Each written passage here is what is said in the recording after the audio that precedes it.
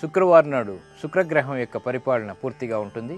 శుక్రుడు చాలా రకాలైనటువంటి కారకత్వాలకి అధిపతి. ముఖ్యంగా భోగభాగ్యాలు కావాలన్నా, ఐశ్వర్యం కావాలన్నా, ప్రతి చోట కూడా సుందరమైనటువంటి వాతావరణం ఉండాలన్నా కూడా శుక్రుడు యొక్క అనుగ్రహం తప్పనిసరి. మరి శుక్రవారం నాడు మనకి శుక్రుడు అనుకూలించాలంటే ఎటువంటి ప్రక్రియలు చేపట్టాలో పరిశీలిద్దాం. శుక్రవారం మీకు లక్ష్మీప్రదం కావాలంటే కొన్ని విధి విధానాలని పాటించాలి.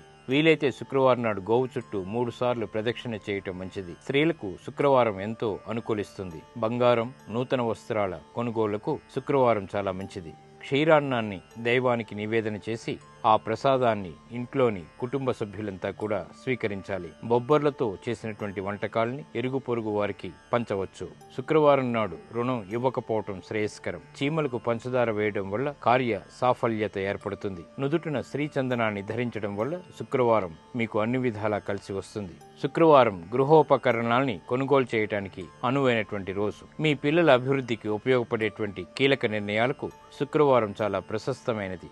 వెండి గ్లాసులో పాలను సేవించడం వల్ల శుక్రవారం మీకు మేలును కలిగిస్తుంది. శుక్రవారం తెల్లని వస్త్రాలని ధరించినట్టయితే శుభప్రదం. ఉత్తర దిశగా 2 అడుగులు వేసి మీరు మీ పనుల నిమిత్తం బయటికి ప్రయాణం అవడం ద్వారా ఆశించినటువంటి ప్రయోజనాలు మీకు దగ్గరవుతాయి.